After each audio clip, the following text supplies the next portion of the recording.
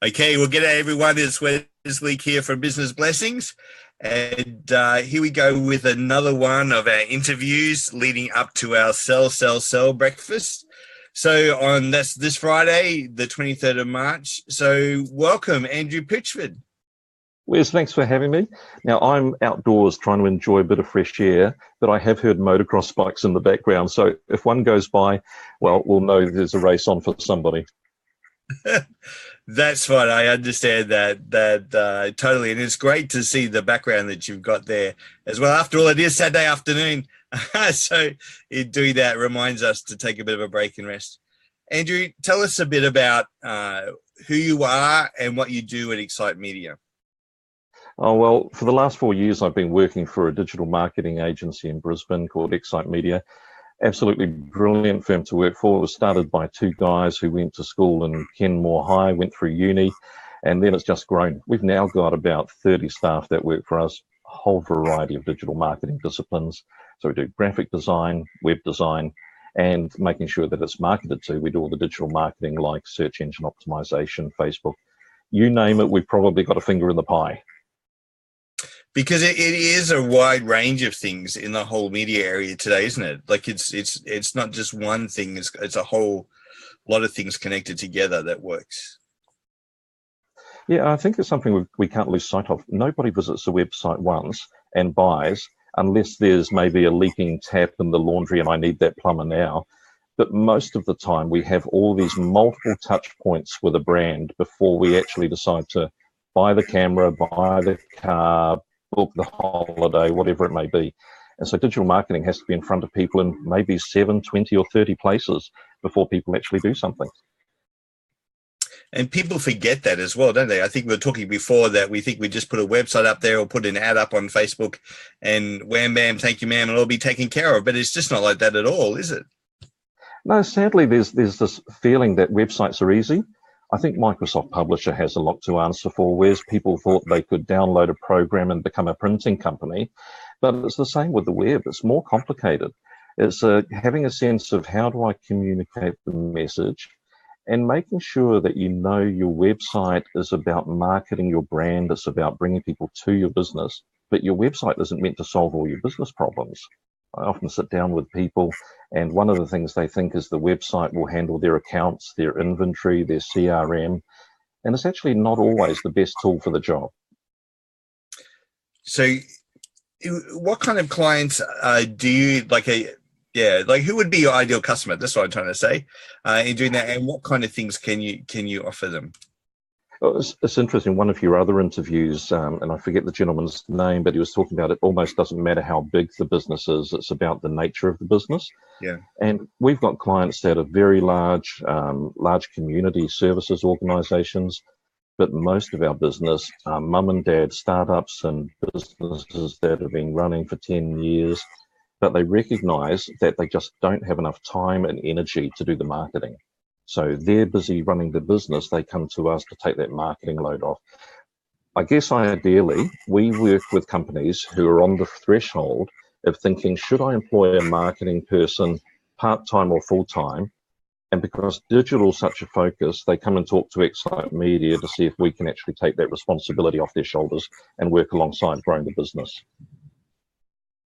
So it's interesting that I've seen a lot of digital marketing businesses are really now becoming full advertising agencies because they realize that they've got to actually take that step back and start programs right from the promotion, start right from the start.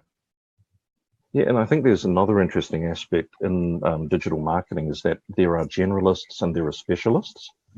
Now, the generalist has a duty basically to do things as efficiently as possible, but because you can never learn everything and all the detail, they only know a little bit of a whole lot of disciplines. But now even within those agencies, whether they've got 5 staff or 30 staff, you have a couple of people that are good at Facebook, a couple of people that are good at SEO, a couple of people that are good at graphic design. You've really got to have those specialists, and that's the way a lot of careers are going in digital marketing now today. And I think that's key because, like, even myself keeping on top of things, I've had to think, what, I need to have specialists that I refer to who do different things for me in different areas. So I think what you're saying is so true today, because things are changing so much, as we've seen with Facebook, we're seeing with LinkedIn and Twitter, and all those things. But a lot of people are still forgetting SEO and SEM, and the need to actually get those things right as well. My acronym of the month, it's CRO. So we've heard about the search engine optimization, but CRO is now so important. That's conversion rate optimization. And what we're finding is that you bring people to the website. You might be running radio campaigns, directing people to your website. You might be doing email newsletters, directing people to your website. And for some reason, only 2 or 3% of people are responding and doing something. Well, if you work with a partner who knows conversion rate optimization, they start tweaking that website like a race car engine, and you end up getting more results. And sometimes just going from 2% to 5% is more than doubling your income. So really working on the website with conversion, that's becoming an art these days.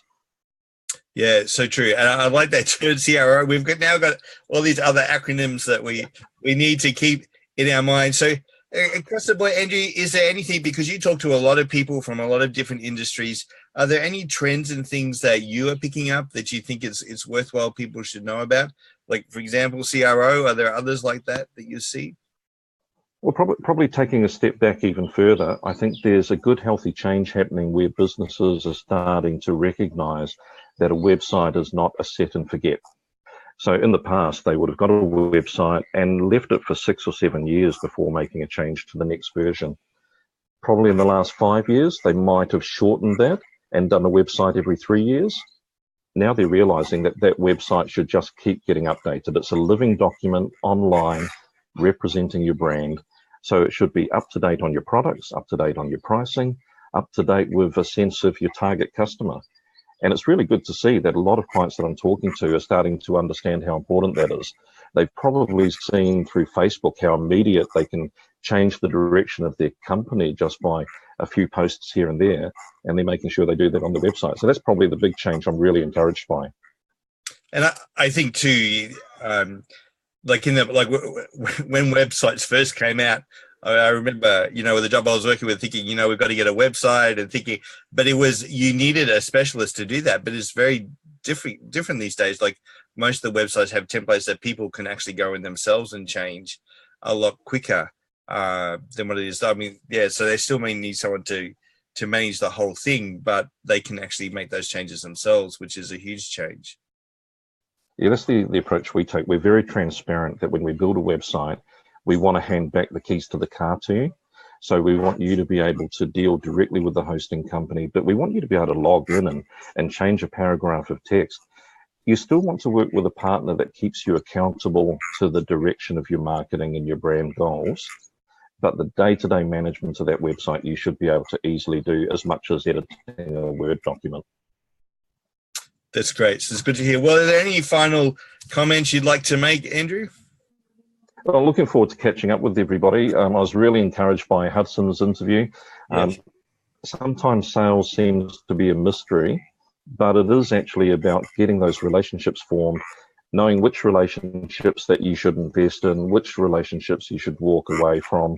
And I think Hudson's going to be a great speaker, but I'm looking forward to getting some kind of rejuvenated ideas out of the session. So looking forward to seeing everyone there. That's great. Thank you. Yes, I was, sales are so key, but again, Hudson brought it back down. And it's even something to keep in mind when we're looking at the whole digital marketing area, is that business is all about relationships. And maybe digital marketing may be the first point of building a relationship, but often in converting people, we still need to take them offline and pick up the phone and talk to them or meet with them face to face to kind of seal the deal in a lot of cases. That's right. And if anybody wants to touch base, everybody was doing their business cards. So yes. There you go. Excitemedia with a little bit of animation and special effects. That's great. And we'll put the link to the website below the video too on our website as well. Well, thank you so much, Andrew. I look forward to seeing you Friday. See you then.